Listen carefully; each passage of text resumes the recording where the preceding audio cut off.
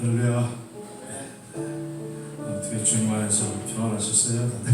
네, 무더운 날씨, 정말 무더운 날씨였습니다. 계속 몇 주간 오늘도 날씨가 그 무더운 날씨보다는 덥지는 않지만은 정말 하나님의 그 사랑과 은혜가 또 그 뜨거운 하나님의 마음이 우리에게 또 그 은혜가 내리셔서 우리 주님을 한결 더 사랑하고 더 가까이 갈 수 있는 오늘 밤 되길 바랍니다. 우리가 주님의 도를 버릴 때가 너무 많아요, 그죠? 그리고 이 세상의 것을 항상 자꾸 찾으려고 합니다. 네. 언제나 어디 데이케어 센터가 어디 더 점심 잘 주는지 그쪽에 찾아가서 이쪽에 더 좋으면 이쪽으로 왔다 갔다. 근데 우리의 믿는 사람들은 우리가 덕을 세우고 어딜 가나 예수의 그리스도의 향기가 되어야 됩니다. 네, 우리가 어딜 가든지 우리는 하늘의 대사입니다. 그리고 하늘에 우리 하나님의 용사들이고 우리 또 하나님의 귀한 꿈을 우리에게 주셨습니다. 언제 어떻게 하나님 우리 부르실지 모르잖아요. 그리고 우리가 준비해야 됩니다. 우리 주님 만날 주님 오실 그날이 가까운지 아니면 내가 먼저 갈 시간이 가까운지 아무도 모릅니다.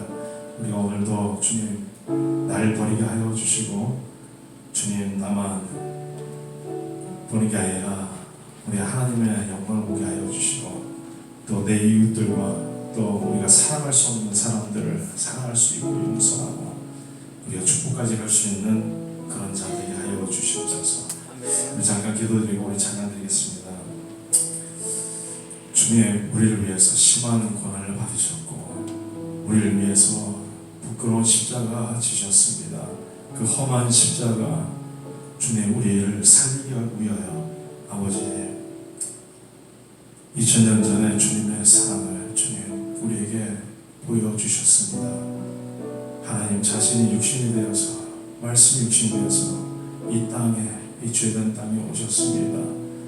빛되신 우리 하나님을 우리가 모르고 주님 우리가 하나님을 조롱했고 하나님을 모욕했고 아버지 우리가 하나님께 아버지 항의했던 우리의 모든 죄악들 용서하여 주시고 또 한 주간 주님께서 우리를 지켜주시고 이 시간까지 주님 지내오던 나날들을 아버지 생각하게 하여 주시옵소서. 모든 것이 하나님의 은혜입니다. 주님 남은 생에 우리가 어떻게 살아가야 되는지 되돌아보며 우리 정체성을 아버지 확고하게 알게 하여 주시옵소서. 우리는 하나님의 자녀이고 하늘의 시민입니다. 아버지 우리가 이 땅에 밟고 살지만은 아버지 언젠가 주님 부르시면 우리는 가야 됩니다.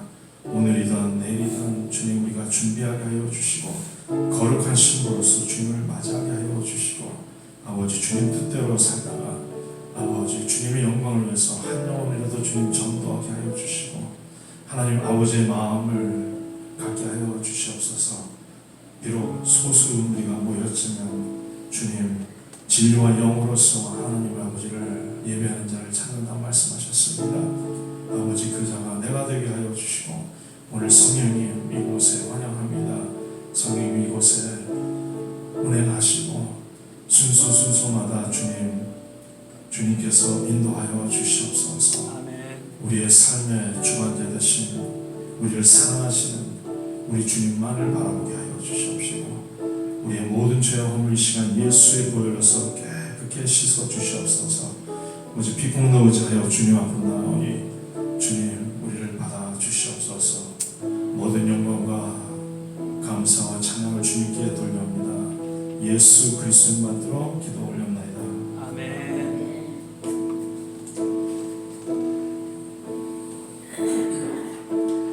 주의 도를 버리고 헛된 꿈을 쫓던 우리들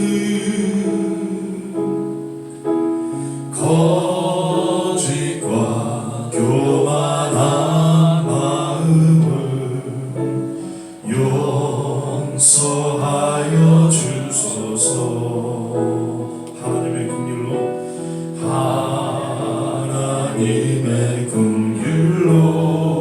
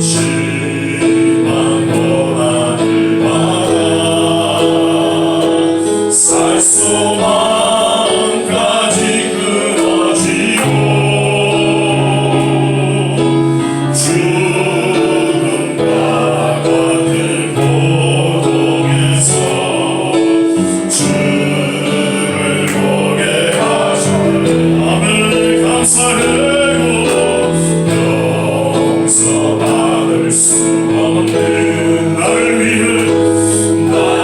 위해 십자가를 달리셨으니 주 사랑에서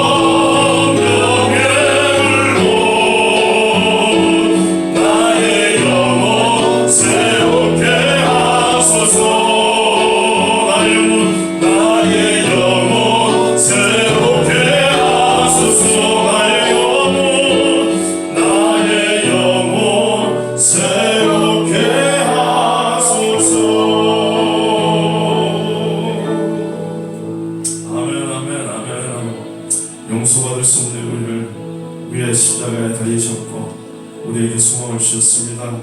영원한 생명을 주셨습니다. 아멘. 우리 주님 위대하십니다.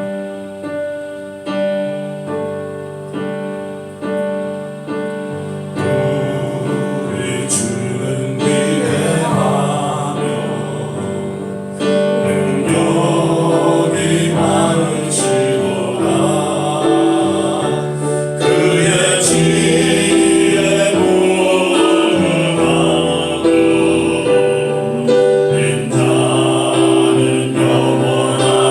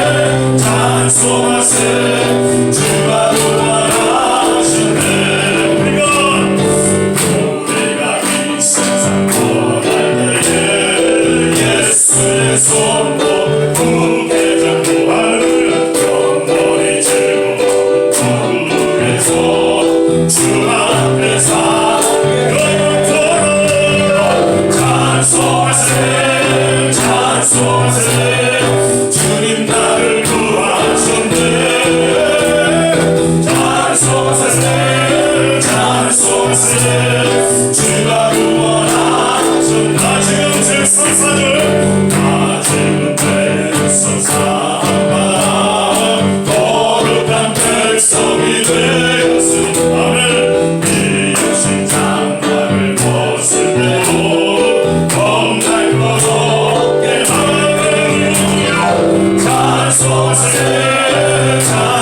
찬송하세 주님 나를 구하셨네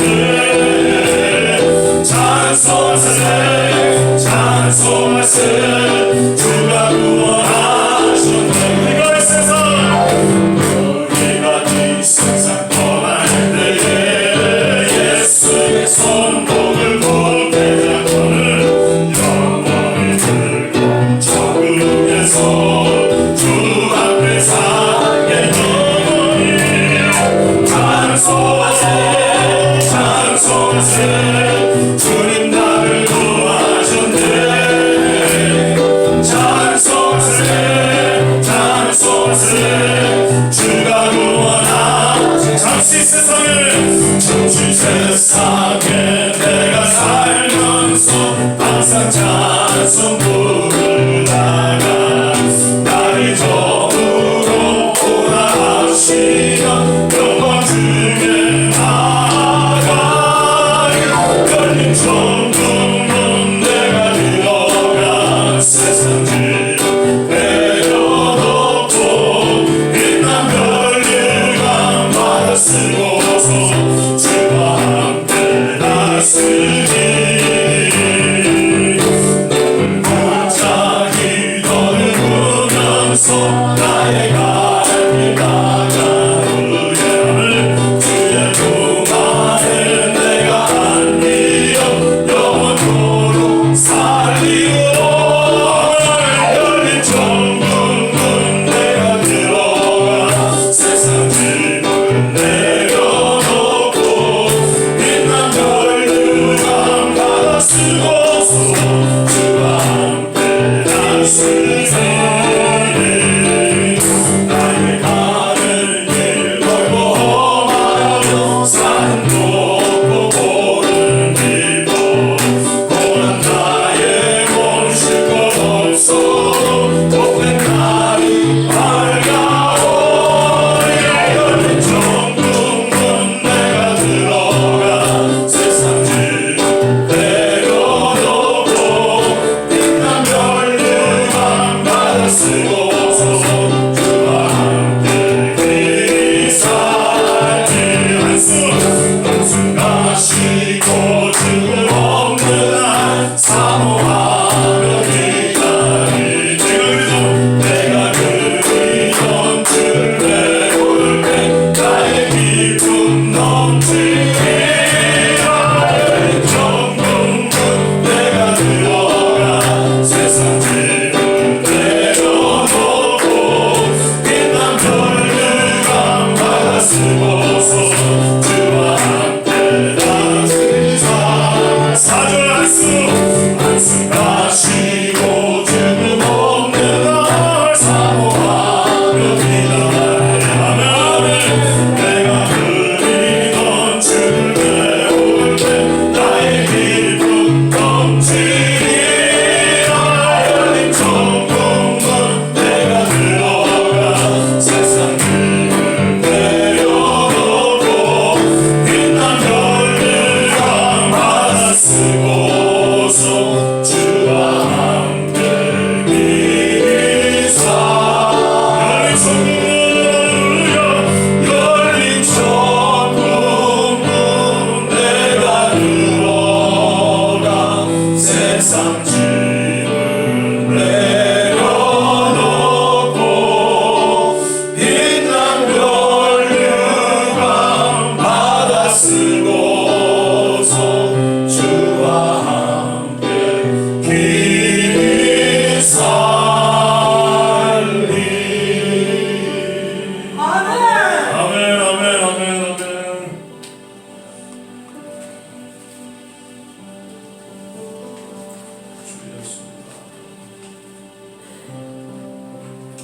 주 예수보다도 귀한 것은 없네 이 세상 무기와 바꿀 수 없네 눈물을 내리시 돌아가신 주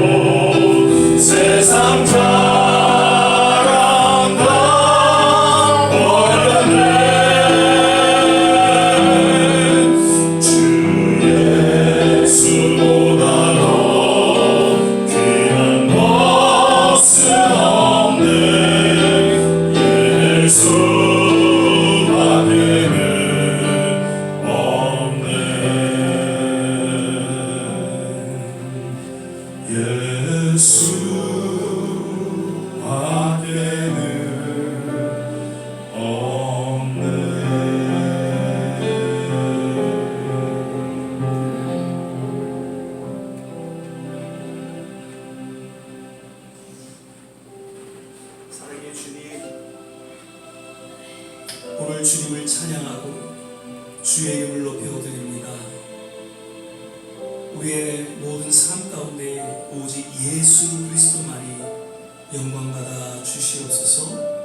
오늘도 이 예배 가운데 주님 함께 하시고 또 말씀하시고 다시 한번 우리의 간절한 기도 가운데에 주님의 놀라운 응답이 있게 하여 주시옵소서. 감사하며 예수님 이름으로 기도드립니다. 아멘. 할렐루야. 오늘 우리 함께 보신 말씀은 시편 83편 1절 한 절 말씀만 같이 보시겠습니다. 시편 83편 1절입니다. 우리 함께 한 목소리로 봉독하겠습니다. 하나님이여 침묵치 마소서. 하나님이여 잠잠치 말고 고요치 마소서. 아멘. 7월달 주일 찬양 예배로 우리가 함께 드리게 됩니다. 우리 6월달 예배 드린 것이 엊그제 같은데 벌써 또 한 달이 지나서 이렇게 또 모여서 함께 예배를 드립니다. 오늘도 찬양을 하면서 다시 한번 우리의 심령에 정말 뜨거운 그런 시간을 갖게 되지 않나 그렇게 생각이 되었습니다. 할렐루야가 외쳐지고 정말 기도가 흘러나오는 그러한 부흥의 현장이 아닌가 생각이 되면서 참으로 이런 예배의 시간 또 우리 발걸음을 인도해 주신 하나님 앞에 감사드리고 거듭 우리 이광수 전사님 정말 은혜 가운데 이렇게 또 오늘 함께 찬양 인도해 주셔서 얼마나 감사한지. 할렐루야. 우리의 남은 생에 있어서 가장 소중하고 가장 가치 있는 시간이 있다면 하나님 앞에 찬양하며 예배드리는 시간이다 그렇게 생각이 되었습니다. 아멘. 오늘도 예배 가운데 주님의 놀라운 위로와 치유와 또 은혜가 임하기를 먼저 주 이름으로 축복을 드립니다. 아멘. 이 삼겹줄 사역을 우리 드림교회 그전에는 또 시온샘교회들이 같이 시작을 한 게 벌써 한 2년여 된 것 같습니다. 2년여 지나면서 많은 또 목사님들 또 선교사님들도 오셔서 말씀을 전해주시고 우리 이야기 목사님도 은혜스럽게 말씀을 몇 번 전해주시고 그런데 유독 임용수 목사만은 설교를 한 적이 없습니다. 그래서 오늘 원래는 오늘 그 개척교회 하시는 목사님 이렇게 모시고 우리가 말씀을 듣기로 했는데 그분이 갑자기 또 사정이 생기셔서 다음 달로 이렇게 연기가 되셨어요. 그래서 부득불 제가 오늘 이렇게 설교를 또 준비하게 됐습니다. 할렐루야. 오늘은 하나님의 침묵이라는 제목으로 말씀을 나누고자 합니다. 지난 주일에서는 이제 하박국에 대한 이야기로 3주에 걸쳐서 말씀을 나눴죠. 하박국 선지자가 참 힘들었던 그런 순간이 있었다면 무엇보다도 하나님의 침묵이었다는 것이죠. 그렇게 외치는 가운데 속에서 하나님의 침묵으로 인해서 하박국은 힘들어하고 또 하나님 앞에 부르짖어 기도했다는 것이죠.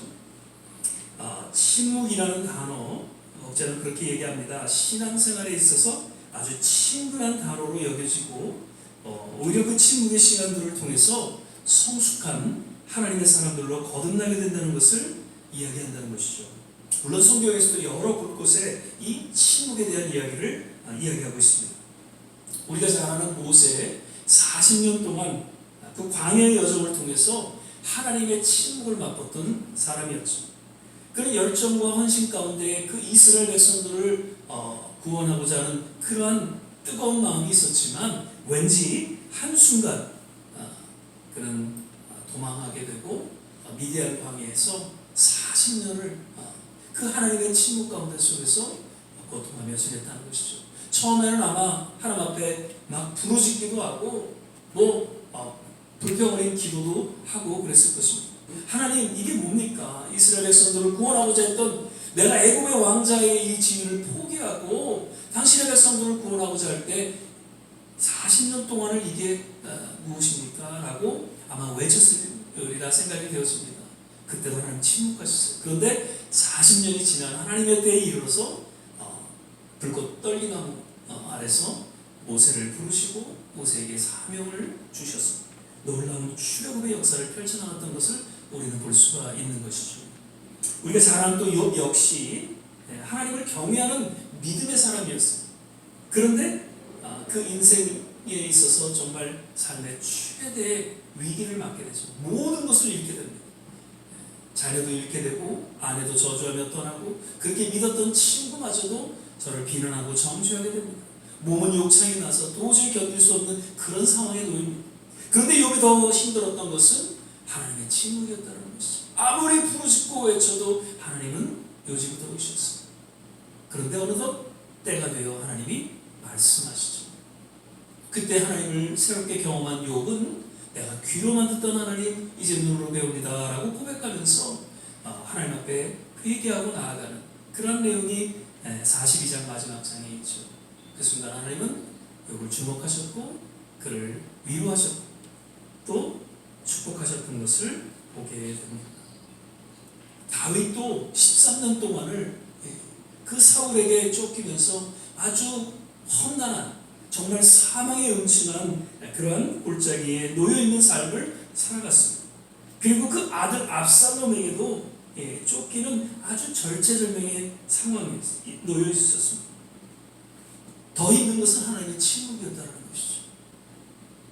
그 시편의 22장 1절 2절 보면은 이렇게 다윗이 고백하고 있죠. 내 하나님이여 내 하나님이여 어찌 나를 버리셨나이까? 어찌 나를 멀리하여 돕지 아니하시며 내 신음하는 소리를 듣지 아니하시나이까? 내 하나님이여 내가 낮에도 부르짖고 밤에도 잠잠치 아니하며 응답치 아니하시나이까? 시편 5편 1절 여호와의 나의 말에 귀를 기울이시사 나의 심사를 통촉하소서. 하나님의 침묵 가운데 다윗은 부르짖었고 또 부르짖었던 그러한 시편 내용을 소개하고 있습니다. 왜 하나님께서는 시대마다 침묵하셨을까? 과연 그 침묵을 통해서 동일하게 오늘날 우리에게 교훈하시고 깨닫게 하시는 메시지가 무엇인지를 우리는 몇 가지로 살펴보고자 합니다. 먼저는 하나님의 침묵은 인내를 요구하는 하나님의 무언의 메시지가 담겨져 있다는 것이죠. 참 신앙이라는 것은 무엇인가? 이렇게 정의를 제가 몇 가지로 늘 말씀을 드립니다. 참 신앙이란 우리의 모든 삶의 초점을 누구께로 맞추는 것이다? 하나님께로 맞추는 것이다. 세상을 바라보는 그러한 모든 우리의 삶의 초점이 하나님께로 맞춰진 이것이 진정한 신앙의 기본이라는 것이죠. 그리고 내 뜻이 아니라 하나님의 뜻을 이루어가는 것, 그것이 진정한 신앙의 본질이라는 것이죠. 그러면서 더불어 하나님의 뜻을 이루기까지 잘 참고 인내하는 것, 이것이 신앙의 또한 본질인 것을 야고보 사도는 이야기해주고 있다는 것이죠. 이는 너희의 믿음의 시련이 인내를 만들어내는 줄 너희가 알미라. 인내를 온전히 이루라. 이는 너희로 온전하고 구비하여 조금도 부족함이 없게 하려 합니다. 인내를 통해서 우리로 성숙한 하나님의 사람으로 또 연단케 하시는 그런 야고보 사도의 고백을 보게 되죠. 인내는 성령의 9가지 열매 중에 하나입니다. 그래서 하나님의 그 침묵을 통해서 하나님의 자녀들을 위해서 인내 가운데 이르게 하시고 온전한 신앙으로 거듭나게 하신다는 것이죠. 로마서 5장 3절 4절을 보면 다만 이뿐 아니라 우리가 환난 중에도 즐거워하느니 이는 환난은 인내를, 인내는 연단을, 연단은 소망을 이루는 줄 알미로. 그러니까 환난 중에서도 감사하고 찬양하고 기뻐할 수 있는 것은 환난을 통해서 인내가 주어지고 그 인내 가운데 속에서 연단을 통한 소망을, 즉 합력하여서 이루시는 하나님의 손길을 체험할 수 있음에 사도 바울은 이야기하고 있는 것이죠. 고린도 13장, 우리가 너무나 잘 아는 이야기죠. 13절에 보면 믿음, 소망, 사랑 중에 제일은 뭐라고요? 사랑이다라고 이야기하고 있습니다. 그러면서 13장 7절에 보니까 모든 것을 참으며 모든 것을 믿으며 모든 것을 바라며 모든 것을 견디는 사랑이란 무엇인가요? 눈물의 씨앗이 아니라 사랑이라는 오래 참고 견디고 인내하는 것이다 라는 것을 7절 한 절을 통해서 정의해주고 있다는 것이죠. 사무엘 존슨이라는 영국의 시인이며 비평가는 이런 얘기를 합니다. 위대한 성과는 힘이 아닌 인내의 산물이다. 그 모든 업적의 결과는 인내를 통해서 주어진 결과라는 것이죠. 그리고 프랑스의 교육자하고 철학자인 장자크 루소는 인내는 쓰지만 그 열매는 어떻게 해요? 달다라는 것이죠. 우리가 인내할 때 힘들고 고통스럽습니다. 그러나 인내하고 나서 그 결과는 정말 아름다운 결과를 우리가 맞게 된다는 것이죠. 우리의 삶을 돌아볼 때 뭔가 주어진 업적 아닌 업적, 때로는 그것이 소유가 될 수 있고 명예가 될 수 있고 자녀들이 될 수 있고 건강들이 될 수 있습니다. 그런데 보이지 않는 하나님의 손길 가운데 우리가 인내함으로 인해서 그런 모든 것들이 결과로 주어졌다는 것이죠. 자녀들이 지금 잘 돼서 아주 자녀들을 위해서 칭찬하는 그런 부모님들이 있어요. 그런데 그 자녀들이 잘 되기까지 부모들의 인내가 있었다는 것이죠. 처음부터 잘 되는 자녀가 어디 있겠어요? 인내하고 기도하고 감싸주고 용서하고 이러한 과정을 통해서 아름다운 자녀들로 거듭날 수 있었던 것이죠. 건강도 마찬가지입니다. 때로는 아프고 힘들고 여러 가지 그런 순간순간에도 우리가 잘 참고 기도하는 가운데 하나님의 치유하시는 은혜를 맛보며 또한 여기까지 온 줄 믿습니다. 인내가 우리의 연단을 통해서 그러한 결과를 가져왔다는 것이죠. 교회가 혹자는 이야기를 합니다. 오늘 많은 교회들이 지금 사라지고 있습니다. 우리가 알게 모르게 교회들이 지금 여기저기서 지금도 사라져가고 있습니다. 그런데 그 사라져가는 이유에 대해서 이렇게 이야기를 합니다. 먼저는 목회자가 하나님의 콜링이 분명하지 않기 때문이다라는 것이죠. 은혜를 받아서 신학교 가서 목회를 시작했지만 그 콜링이 하나님의 분명한 목회에 대한 콜링이 분명하지 않기 때문에 중간에 그냥 목회를 그만두는 그런 우리 선배들, 주위의 또 후배들도 보게 됩니다. 그리고 또한 목회자로서의 그 초심을 잃어버리고 왠지 세속적인 탐욕으로 말미암아 교회를 포기하고 물질을 취하는 그런 목회자들이 없지 않아 있다는 것이죠.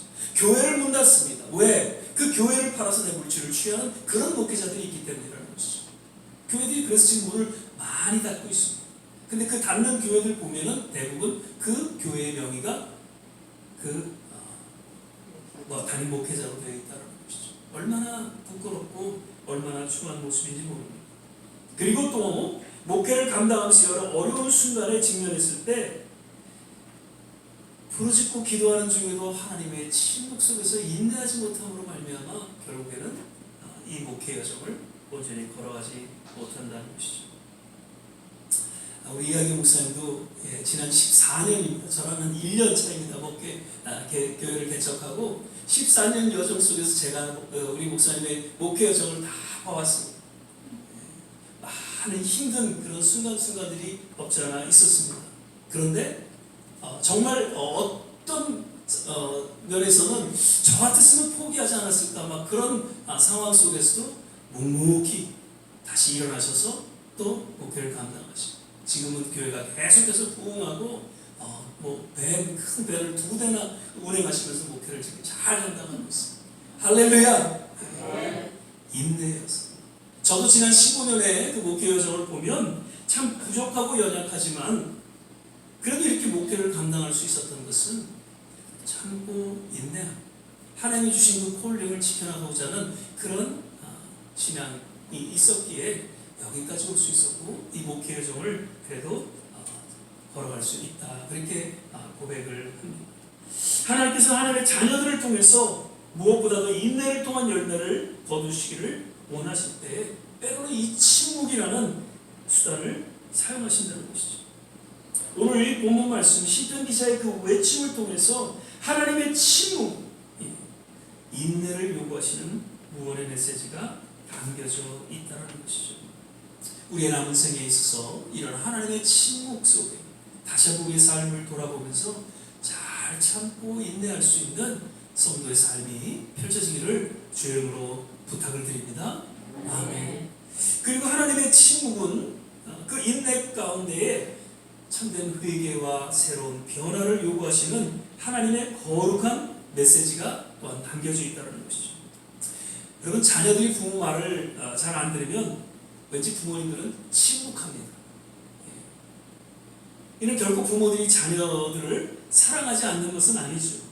다만 그 침묵으로 인해서 자녀들이 부모 말을 잘 듣고 변화되기를 원하는 그런 무언의 메시지가 담겨져 있다는 것입니다.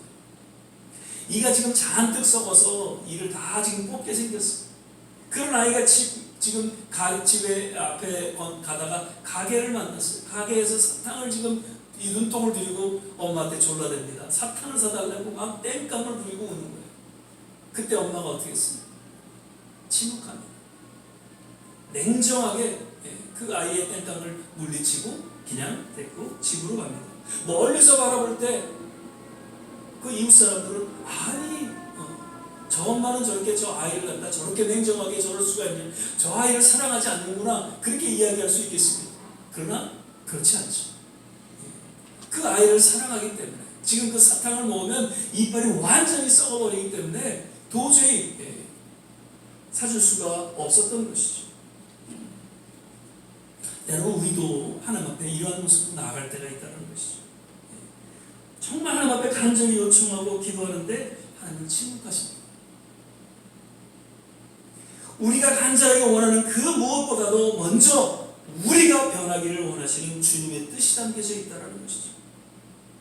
그리고 그토록 원하는 그것이 우리의 삶과 우리의 신앙을 힘들게 하기 때문에 하나님께서는 때로는 침묵하시고 우리의 삶의 회개와 변화를 원하신다는 것이죠.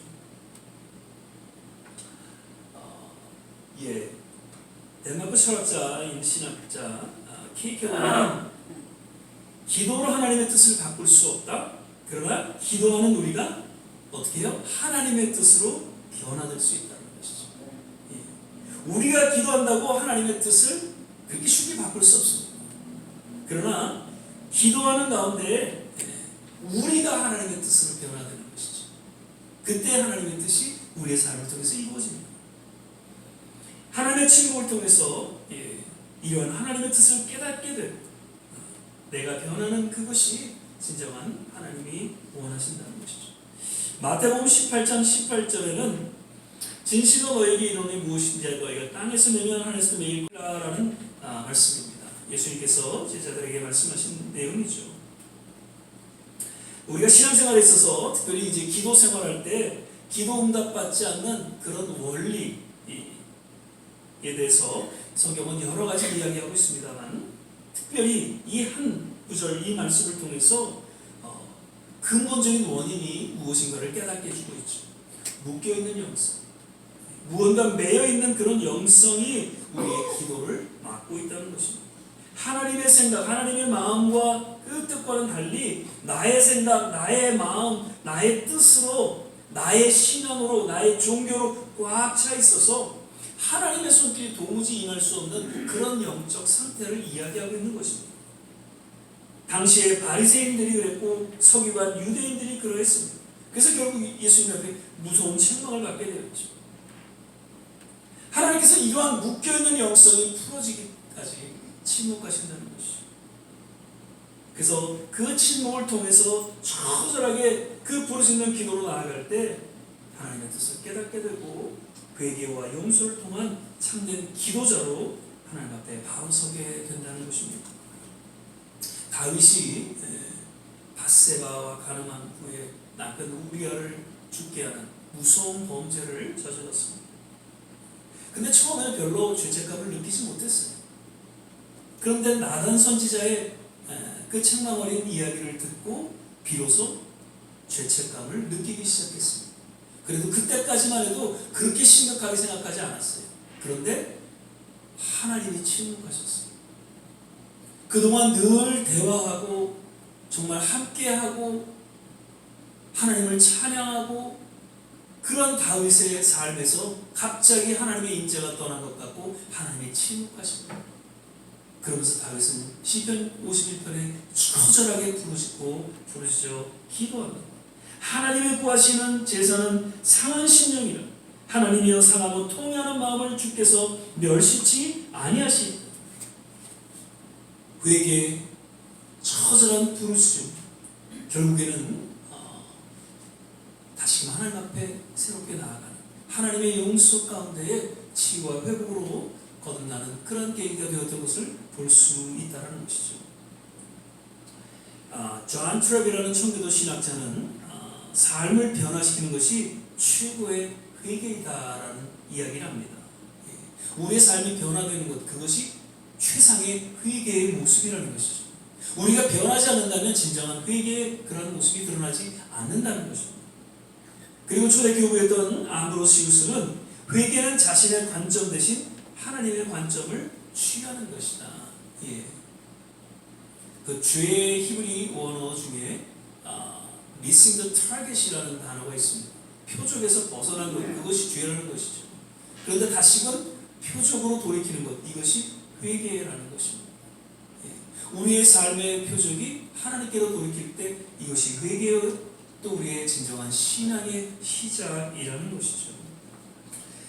때로는 하나님의 침묵은 회개를 가져오고 또 회개는 참된 변화를 가져옵니다. 침묵을 통해서 무엇보다도 변화를 요구하시는 하나님의 뜻을 깨닫게 해주고 있는 것이죠. 우리는 신앙생활 할 때 여러 어려운 순간을 없지 않아 만나게 됩니다. 그 하나님의 침묵 속에서 힘들어할 때가 있습니다. 그럴 때 주어진 어떤 환경을 바라보지 마시고요. 그로 인해서 낙심하고 불평하지 마시고 오히려 그러한 순간에도 침묵을 통해서 우리를 변화시키고자 하는 그 하나님의 뜻과 손길을 우리는 기억하고 그것을 바라보면서 오히려 회개와 또 그 하나님의 회복의 자리에 나아가게 되시기를 주의 이름으로 축원을 드립니다. 아멘. 마지막으로 그런 침묵의 시간을 통해서 결국 하나님의 뜻을 이루어가시는 그 손길을 우리는 체험하게 된다는 것이죠.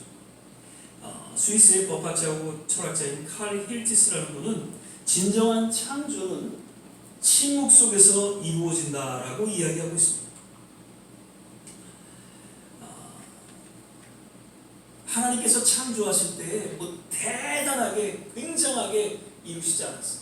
그래서 하나님의 침묵 가운데 하루하루 지나면서 모든 만물이 생겨나게 됐고 또한 우리 인간이 하나님의 형상대로 지음을 받게 되었죠. 지금도 하나님의 새로운 창조의 역사는 조용히 하나님의 침묵 가운데 흘러가고 있다는 것입니다. 시편 127편 2절 후반절에 보면 이런 말씀입니다. 여호와께서 그 사랑하시는 자에게 뭐를 주신다? 잠을 주신다는 말씀이 있습니다. 사실 이 말씀 잠을 그냥 잘 주무시는 분에게는 그렇게 와닿지 않아요. 근데 잠을 좀 못 주무시는 분들에게는 이 말씀이 너무나도 와닿게 되죠. 잠이 얼마나 우리에게 중요한지. 저도 요즘에는 새벽에 이렇게 자꾸 잠을 깨요. 그러다 보면 잠을 또 못 자고 엎치락뒤치락 하다가 또 이제 어떤 때는 그냥 새벽에 그냥 나오고 그러는데 이게 이렇게 며칠 쌓이게 되니까 힘들더라고요.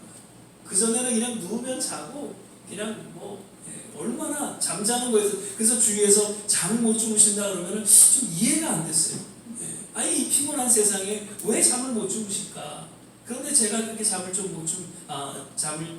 못 청하면서 이해가 되더라고요. 얼마나 힘든지 몰라요. 잠을 못 자고. 근데 이 잠에는 아주 과학적이고 의학적인 하나님의 손길이 담겨져 있는 것이죠. 아무리 피곤하고 아무리 힘들어도요, 잠자고 나면 그 피곤함이 해소가 돼요. 그리고 하루 그냥 누구의 상처받아갖고 막 정말 화가 나고 분노하고 막 이게 도저히 용서할 수 없는 그런 마음. 그런데 잠자고 일어나면 어때요? 다 사라지잖아요. 물론 그 안경은 남아있지만 그래도 이 잠을 통해서 보이지 않는 하나님의 손길이 우리의 영혼을 어루만져 주신다는 것이죠. 하나님께서는 하나님이 침묵하시는 것 같지만 시편 기자의 말 하나님은 졸지도 주무시지도 아니하시고 우리 모든 삶을 주관하시고 인도하신다는 것이죠. 침묵 속에 하나님의 역사는 펼쳐진다는 것입니다. 요셉은 그 형들의 질투로 인해서 노예로 팔려가게 됩니다. 우여곡절 속에 감옥에도 갇히게 되죠. 그런데 요셉 역시 13년 동안의 그 고난의 시간 하나님은 침묵하셨어요. 요셉이 더 힘들었던 것 하나님의 침묵이었을 거예요.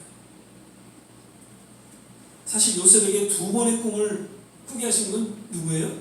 하나님이셨잖아요. 그래서 그 하나님의 그 꿈을 가슴에 안고 벅찬 그런 기대가 있었는데 왠지 그의 삶은 13년 동안은 정말 처절한 인생의 밑바닥 생활이었어요. 그런데 그러한 시간 역시 연단의 시간이었어요. 새로운 하나님의 계획을 준비하시고 하나님의 그 섭리를 또한 계획하셨던 연단의 시간이었고 그 욥은 그 13년의 연단의 시간을 겪으면서 이제 애굽의 총리 되시게 되고 그 가난과 흉년 속에 있는 그 가족들을 애굽으로 데려와 하나님의 뜻을 또한 펼쳐가게 하셨다는 것이죠. 모든 신앙의 선진들이 하나님의 침묵 가운데 처절한 고통의 시간을 가졌지만 결국 저들은 믿음의 선진으로 우뚝 서게 되고 또 하나님의 거룩한 사명을 잘 감당하게 되었던 것을 보게 됩니다. 예수님께서도 십자가의 고난을 그리고 죽으심을 앞두고 그 겟세마네 동산에서 피와 땀이 흐르도록 처절하게 하나님 앞에 기도하셨어요. 그런데 왠지 하나님께서는 어떻게 해요? 침묵하셨습니다. 십자가에 달려 죽으시는 그 순간까지도 하나님은 침묵하셨어요. 그러나 하나님께서는 그 침묵을 통해서 예수 그리스도의 죽으심을 통해서 온 인류의 죄를 해결해 주셨고 구원함을 허락해 주셨던 것이죠. 아멘. 하나님의 침묵을 통해서 놀라운 하나님의 뜻이 예수님의 그 죽으심을 통해 펼쳐지게 된 것입니다. 지난 주일 설교 때도 그 말씀을 잠깐 드렸죠. 우리의 역사 속에 일제시대 그리고 6.25 등을 겪으면서 언제니 어느 때까지니까 라는 그 믿음의 선진들의 부르심이 곳곳에서 있었을 것입니다. 왜 우리 민족이 이러한 고통을 받아야 됩니까? 왜 둘로 나눠지는 이런 아픔 가운데 속에서 이렇게 처절한 삶을 살아가야 됩니까? 6.25를 지난 후에는 아프리카의 저 가난한 나라보다도 못 사는 아주 비참한 그런 대한민국이었습니다. 그런데 어떻습니까? 하나님은 침묵하셨지만 일하고 계셨습니다. 믿음의 사람들을 세워주셨습니다. 교회를 세워주셨습니다. 100만이 넘는 그러한 성도들이 여의도 광장에 나와 부르짖고 기도하는 그런 일을 하나님께서는 계획하셨고 그것을 이루셨습니다. 그 부르심을 들으시고 70년대, 80년대 놀라운 치유 역사가 일어났고 구원의 역사가 일어났고 교회가 부흥하는 일들이 일어나며 나아가서는 지금 세계 경제 대국으로 우뚝 서게 하셨다는 것이죠. 하나님 그 당시에 침묵하셨지만 그 침묵하시는 그 시간을 통해서 오늘의 놀라운 대한민국으로 이루게 하셨던 것을 우리는 기억해야 한다는 것입니다. 아멘. 말씀을 맺겠습니다. 하나님의 침묵은 또 다른 하나님의 음성이다라고 이야기를 합니다. 하나님의 침묵은 단순한 침묵이 아닙니다. 하나님께서는 침묵을 통해서 우리에게 인내를 요구하시고 때로는 회개와 삶의 변화를 요구하시는 무언의 메시지가 담겨져 있다는 것입니다. 그러한 침묵을 통해서 때로는 우리가 알지 못하는 크고 비밀한 것을 하나님께서는 펼쳐가십니다. 합력의 선을 이루시고 놀라운 치유와 회복과 구원을 이루십니다. 우리는 남은 생에 이제 하나님의 그 침묵의 능력을 신뢰하고 그 어떠한 상황에 놓이든 믿음으로 바라보며 더욱 주님 앞에 가까이 나아가게 되시기를 주의 이름으로 축원을 드립니다. 아멘. 기도하겠습니다. 사랑의 주님, 하나님의 침묵을 통해 때로는 몸부림치고 또 고통스러워하지만 그러나 그 침묵의 시간을 통해서 더욱 우리로 인내하게 하시고 우리로 회개케 하시고 우리의 삶을 변화시키시고 결국에는 하나님의 뜻을 이루어가는 그 놀라운 하나님의 섭리를 우리는 다시 한번 말씀 속에 살펴보면서 우리의 남은 생애가 오직 주님만을 의지하며 믿음 가운데 살아가는 하나님의 거룩한 성도의 삶이 될 수 있도록 축복하여 주시옵소서. 감사하고 예수님 이름으로 기도드립니다. 아멘. 이 시간에는 은혜라는 찬양 우리 찬양 부르시면서 주님 앞에 봉헌하는 시간을 갖도록 하겠습니다. 내가 누려왔던 모든 것들이, 내가 지나왔던 모든 시간이, 내가 걸어왔던 모든 순간이 당연한 것 아니라 은혜였다라고 고백하며 같이 찬양드리겠습니다. 내가 누려왔던 모든 것들이, 내가 지나왔던 모든 시간이, 내가 걸어왔던 모든 순간이 당연한 것 아니라 은혜였어. 오직 내가 뜨고 저녁에 노을 몸의 꽃향기와 가을의 열매 변하는 계절의 모든 순간에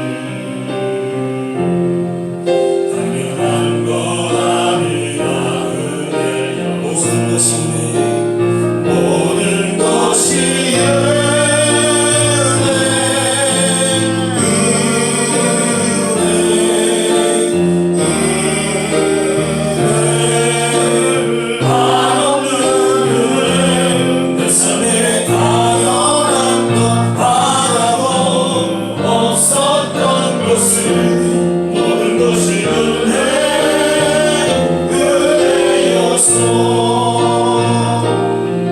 내가 이 땅에 태어나 사느라 어린 나이 지을 지금까지 숨을 쉬며 살며 꿈을 꾸는 삶, 당연한 것 아니라 그래요. 내가 하나님의 자녀로 살며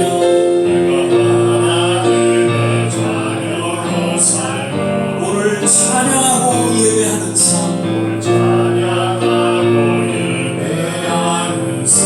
복음을 전할 수 있는 축복이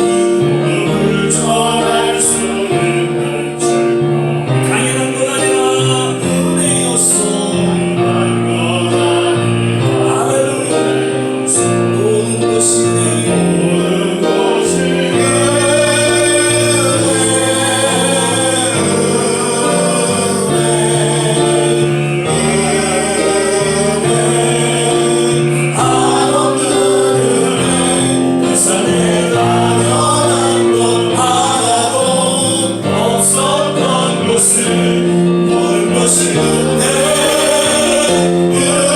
모든 것이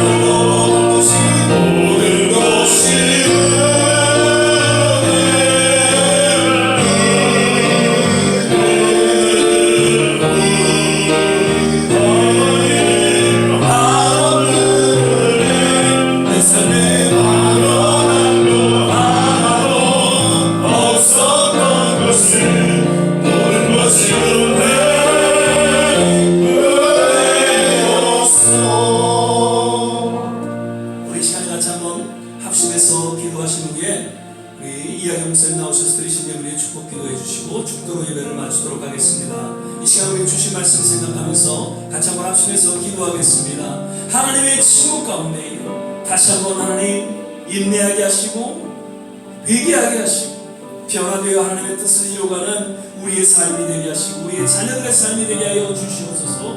우리 교회를 기억하여 주시옵소서.